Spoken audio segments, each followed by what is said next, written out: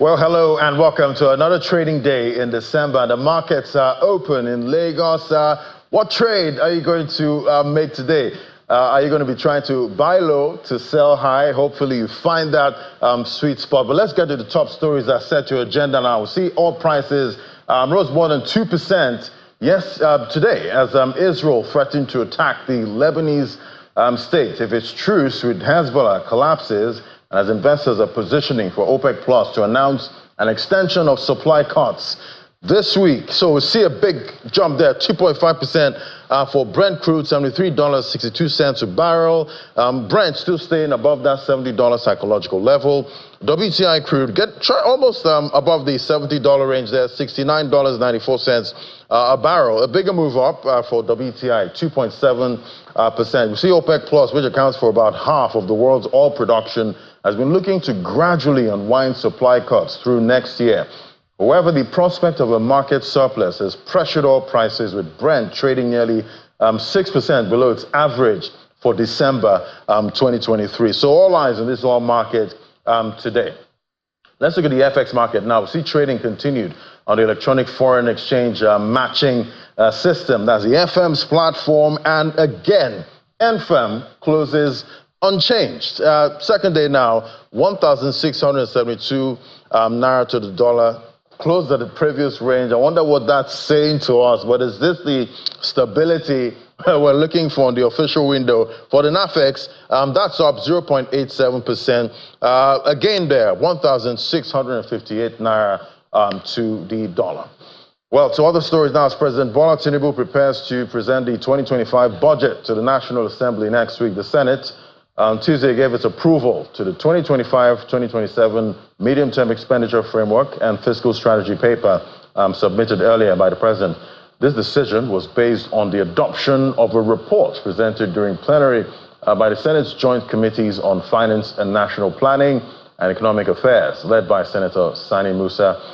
This was even as the Red Chamber mandated its committees on finance, petroleum, and petroleum downstream, as well as the gas sector, to investigate reports from the Revenue Mobilization Allocation Fiscal Responsibility Commission, alleging that the Nigerian National Petroleum Company Limited withheld 8.48 trillion naira as claimed subsidies for petrol. It noted that the investigation would address the Nigeria Extractive Industries Transparency Initiative, NATI, report stating that NNPCL failed to remit $2 billion in taxes to the federal government. The Senate further directed its committees to verify the total cumulative amount of unremitted revenue under recovery from the sale of premium motor spirits, PMS, also known as petrol, by the NNPCL between 2020 and 2023. And in a move to enhance financial inclusion and revolutionize the digital payment landscape in Nigeria, United Bank for Africa, on behalf of the Nigeria Interbank Settlement System, alongside several other banks and financial institutions, have successfully hosted the inaugural annual general meeting of the NQR Industry Committee.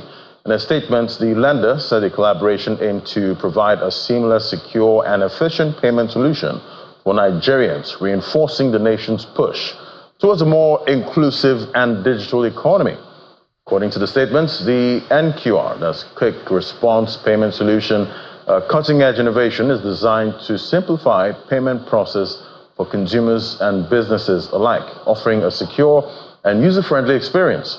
Additionally, it allows consumers to make transactions by scanning QR codes directly from their bank mobile applications, catering to a wide array of use cases such as retail payments, transportation, utility bills, and small business operations.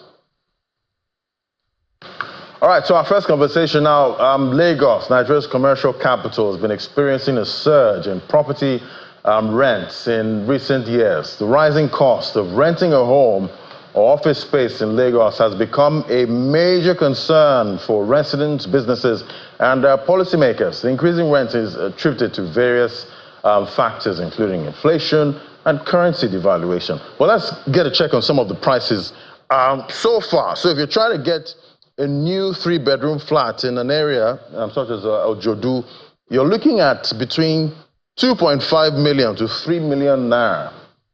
1 year rent. Ogba area, new 3-bedroom, 2.5 to 3 million, same range.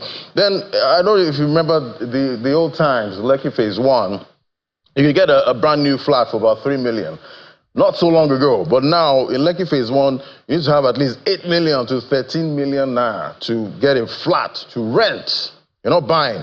GRA Ikeja, new 3-bedroom flat, 8 million to about 13 million naira. So these are new houses, definitely new developments. The older ones are also trying to catch up, with these prices. But let's bring in Matthew Otta now. He's the CEO of Omonile Lawyer. That's real estate advisory company. Great to have you on the show. Good morning. Good morning, Daddy. It's a pleasure to be on the show. Yeah, so Mr. Matthew, quite interesting prices we're seeing there for rentals in major areas in Lagos. What would you say are the main factors contributing to the rising property rent in Lagos State? You said it all, inflation. Without inflation, we will have this issue that is not a problem. Everywhere that you're dealing with properties in Nigeria, especially, inflation has wreaked so much havoc on everything. Cost of building materials, cost of buying things, mortgage. It's also a big problem that anybody that is about to set up anything that has to do with property now, or buying a house, has to deal with high inflation. In the last 5 years, inflation concerning housing has wreaked serious havoc from 15% to 91%. Cost of housing 5 years ago or renting a house was probably affordable. Now it affects everything people are doing. Somebody buying roofing sheets, somebody buying cement, somebody buying sand. Everything has increased astronomically, and you don't expect the landlord to say, oh, because he has spent so much money, he's going to sympathize with the tenants and reduce the amount. It's not going to happen.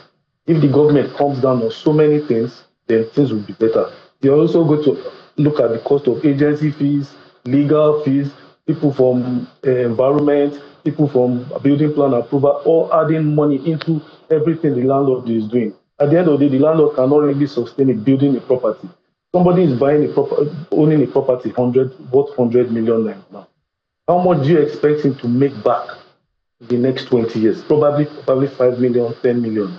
At the end of the day, he's going to factor all the other costs that is wreaking so much havoc on him and pass it on to the consumer, which is the tenant.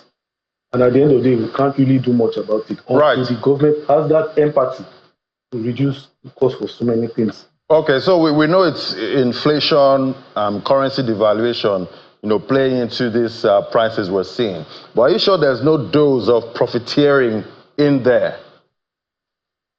There will always be profiteering. When you go to a location that is catchy, okay, let's talk about Lagos now. You want to rent a property in Lekki Phase 1. It's a high catchment area. There's so much demand. There's money on the ground. You don't expect the landlord to say, oh, I'm going to reduce my money because there are so many people interested in it. It's about putting your quota according to your size right now. Since the inflation is so bad and people are profiteering from it, you have to now shift. For example, now somebody is staying somewhere in Aja right now, in Lagos, and at the end of the day, the person is paying 2 million.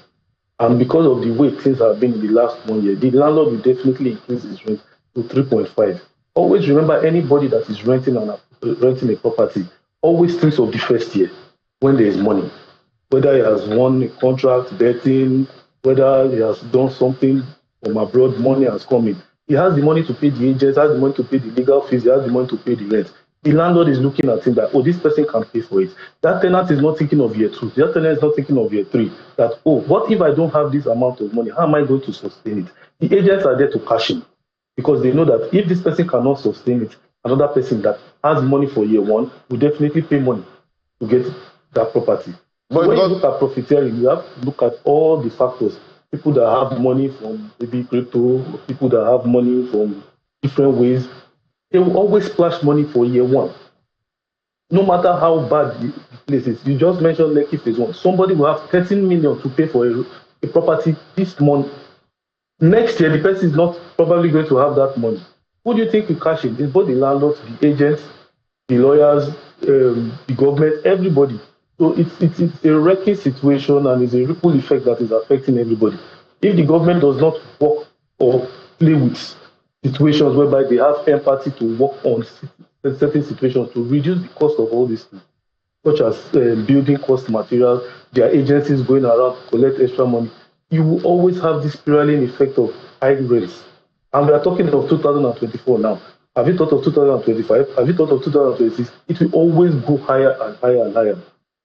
And it's quite interesting. It's quite interesting. We're seeing some level of stability in the FX market. If you're looking at the official window, inflation still elevated at this time. And, talking about, most of these tenants not looking at the second year payment, once they have that first year payment, they're good at this point, because I've looked at the market.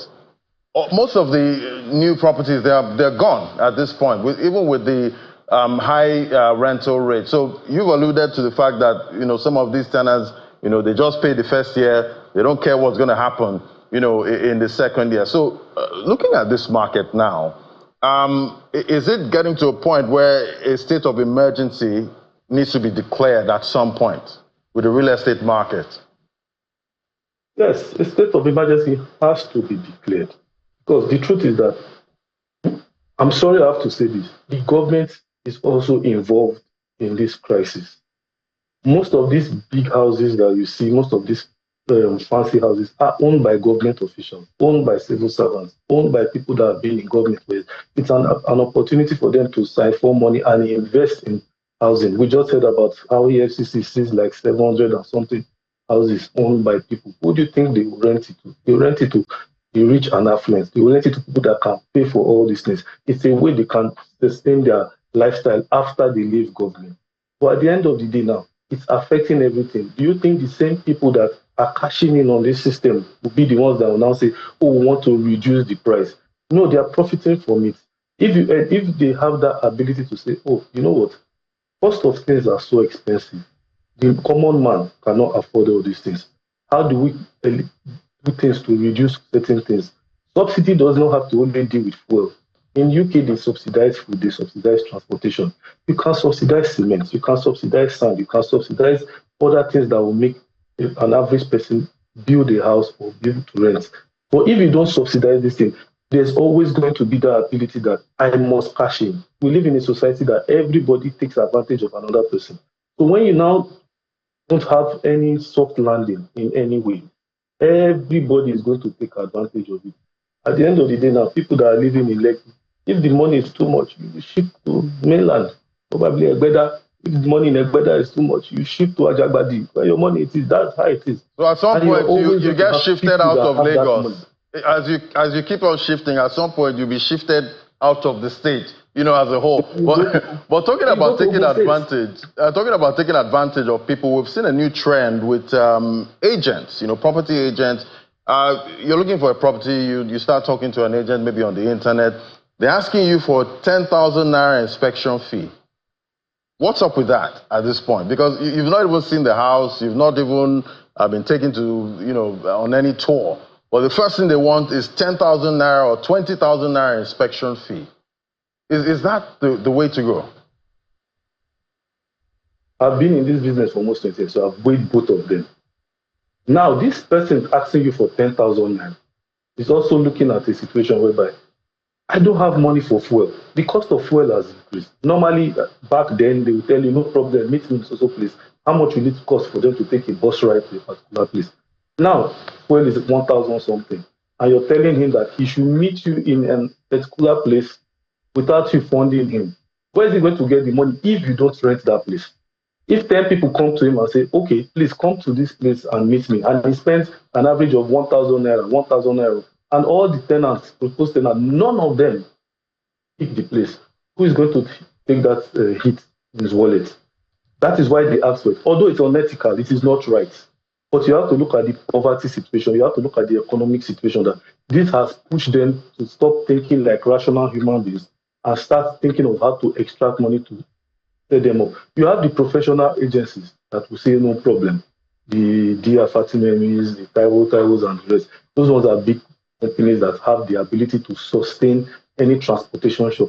But a layman on the road that just started this agency business and probably has only 3,000 in his account, and you tell him, okay, come to this place, Come and show me the house. You don't rent it. Come to another place. Show me this place. You don't rent it. Who is going to pay for that thing? That is why they ask for it. It is very unethical. It doesn't make any sense. But at the end of the day, you have to look at it from their own point of view that inflation has wrecked their wallet. Inflation has also killed them. They cannot afford it. They cannot sustain it. So you have to sympathize with them in that situation. At the same time, you have agency regulation body that has an organization whereby they register agents and they know professional agents from the quacks or the people on the road. Most people prefer to go to the quacks on the road, the layman. Nobody wants to go to the professional because they know the professional will build them. So they rather look for somebody on the road that they can easily push around and say, show me this, show me that.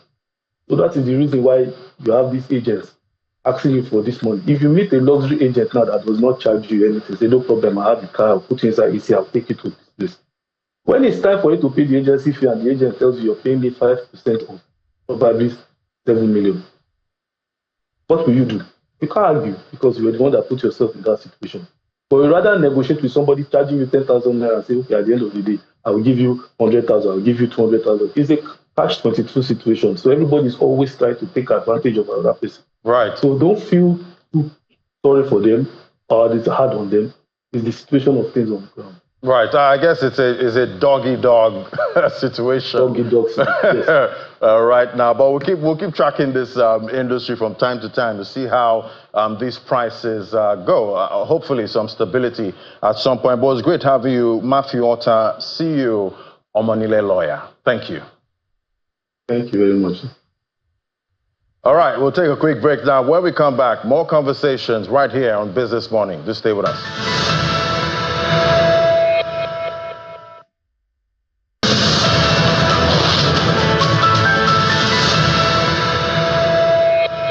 All right, big news. Yesterday, Lagos State Governor Babajide Sanwo-Olu officially signed the Lagos Electricity Bill into law, setting the stage for a revolution in power supply that will transform the state into a 24-hour economy.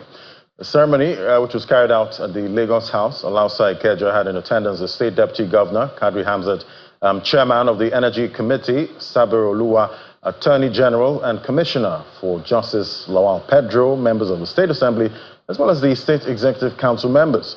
Governor Sanwo-Olu commended the State House of Assembly for ensuring speedy passage of the bill, described the new law as a paradigm shift that will reshape the power landscape in the state. Take a listen.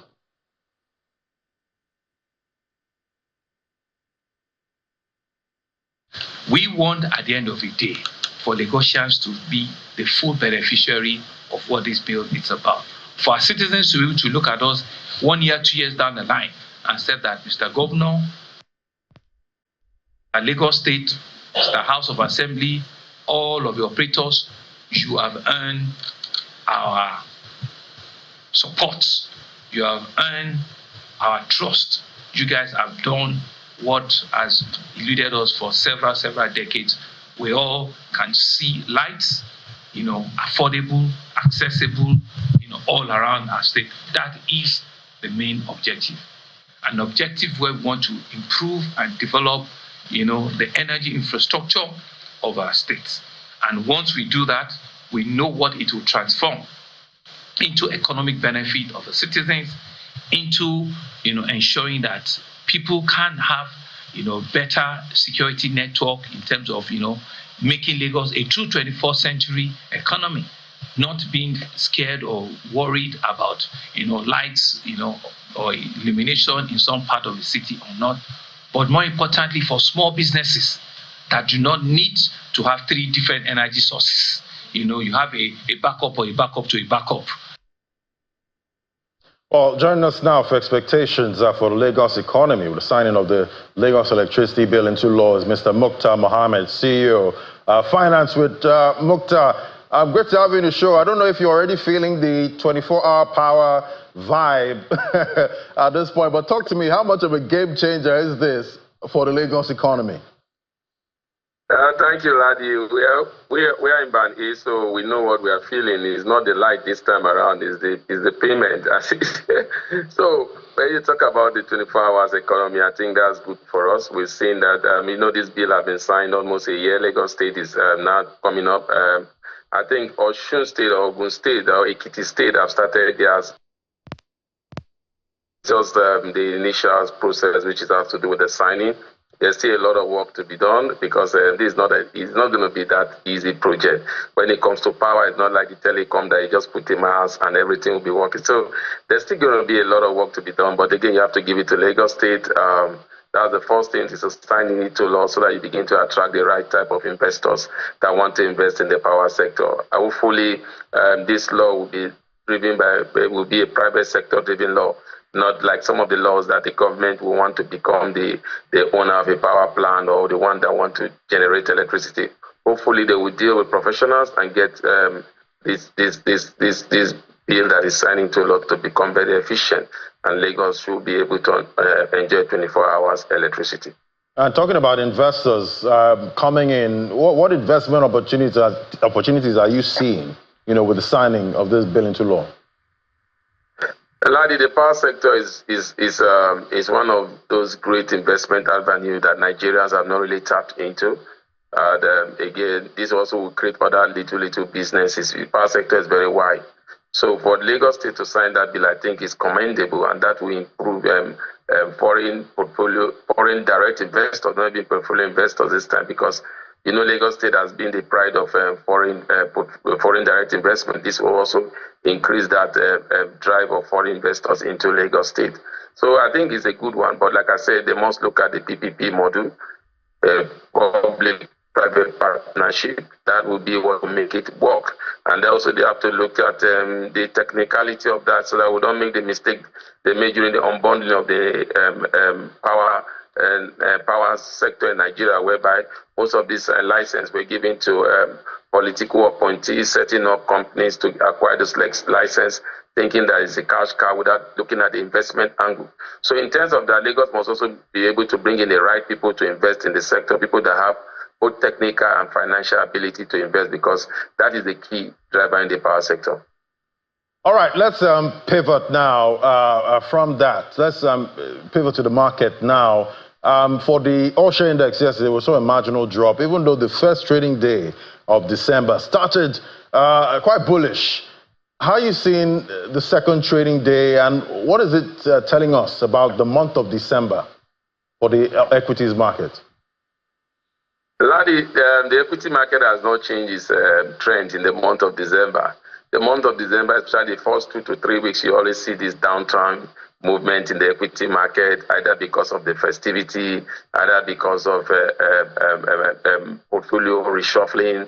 A lot of things happen during this period, and again, with the recent data that you have more retail investors in the market than institutional investors. So that also is one of those things that you need to look at also. So definitely you see a lot of trading this period, because a lot of investors will be looking at taking profit, looking at the festivity, January school fees, especially for the retail investors. So definitely for the next 3 weeks, you're going to see the market oscillate up and down, creating good opportunity for investors to go into some equity that have come down. Then also, it is a time that investors look at the year and the third quarter result, and in anticipation of the year end, especially for stocks that are going to pay good dividend. And you see those stocks you start seeing those movement in those stocks in terms of capital appreciation by January towards the release of the result, which normally will happen between February and March. So investors will begin to key in.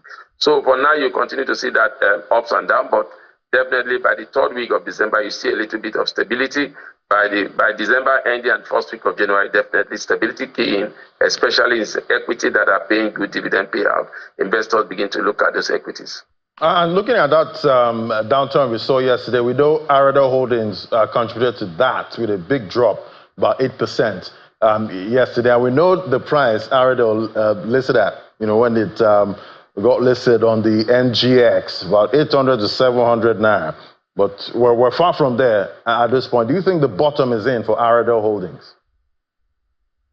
Yes, the bottom is in there. If you look at even at the closing price now, there was a time that Aradel, sometime this time it closed at about 347 before you saw the upward trend to about 517.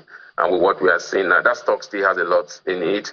The third quarter result that have come in, they paid interim dividend. So a lot of investors are sticking in their stocks, and again, it's very liquid, and that's the beauty compared to other oil stocks that have been listed before now. This is a very liquid stock, and you could see the movement in terms of availability and liquidity in that. So that makes it very attractive for investors. So, but if it is bottom up, I think it has bottom up. Anytime you say you get Aradel, almost when you talk about the listing price and what it is today, you've seen now almost 50% discount. So, and then remember, people have projected this stock to get as high as 1,800. So it gives room for more for designing investors to begin to key in towards this capital appreciation and good dividend payout, which is expected to happen in Aradel because they are very liquid in the oil and gas sector. And Ladi, one thing most investors are not keen into in Aradel at the moment is that game changer that may come in anytime in this year or the first quarter of the year. The Renaissance Group, which were denied the prospective license of, they denied an asset of a major oil company that is divesting from Nigeria. That process is still on, and Aradel are part of that team. So if that see the light of day, definitely it will be a game changer. But as it stands now, I think Aradel has bottomed up for designing investors to begin to key in when you're looking at capital appreciation and also when you're looking at good dividend payout. But again, the projection should be long term if you really want to get value from Aradel. Right. So I guess Mr. Mukhtar is not seeing a falling knife when we're looking at that stock. But thank you so much. So great to have you, Mukhtar Mohammed, CEO, Finance with Mukhtar. Thank you. Thank you, Ladi, for having me. All right, that's the show today. Markets are open now. I'll give you a summary of what's playing out at 1 p.m. on Business Incorporated. That's it from me right now on Business Morning. I'm Ladi Williams. I hand things over to the Sunrise Daily team.